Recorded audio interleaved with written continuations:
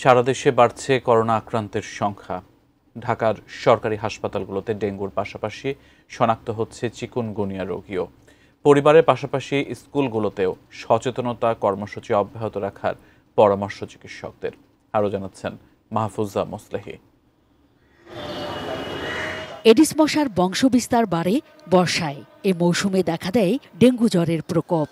আক্রান্ত হতে থাকেন দেশের বিভিন্ন অঞ্চলের মানুষ। শরীরে নানা জটিলতা নিয়ে হাসপাতালে ভর্তি হন আক্রান্তরা।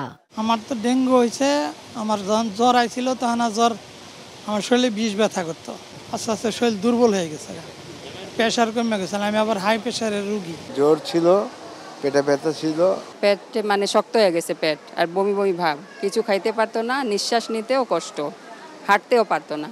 শিশু হাসপাতালের চিত্র একই রকম। এই হাসপাতালে জুন মাসেই ভর্তি হয়েছেন 11 শিশু রোগী, যাদের 5 জন বাড়ি ফিরে গেলেও চিকিৎসা নিচ্ছেন 6 শিশু রোগী।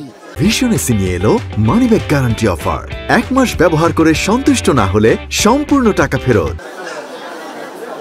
স্বাস্থ্য অধিদপ্তরের শনিবারের সংবাদ বিজ্ঞপ্তি অনুযায়ী শুক্রবার সকাল 8টা থেকে শনিবার সকাল 8টা পর্যন্ত সারা দেশে 7 জনের শরীরে করোনা ভাইরাস শনাক্ত হয়েছে, যাদের বেশিরভাগই ঢাকার বাসিন্দা। হাসপাতালগুলোতে করোনার পাশাপাশি বাড়ছে চিকুনগুনিয়া আক্রান্ত রোগীদের সংখ্যাও। সাধারণত যেসব রোগীগুলো সিরিয়াস রোগী, তাদের ক্ষেত্রে আসলে করোনাটা আমরা মারাত্মক পর্যায়ে যাচ্ছে।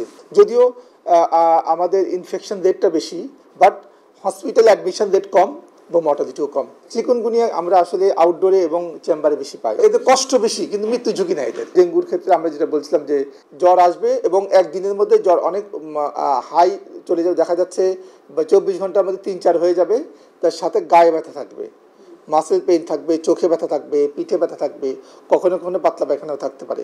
নিজেদের সুরক্ষায় নানা পরামর্শ চিকিৎসকদের। বড় একটা গ্রুপ কিন্তু আমাদের corona patient. Mahfuza Moslehi, ATN news, Dhaka.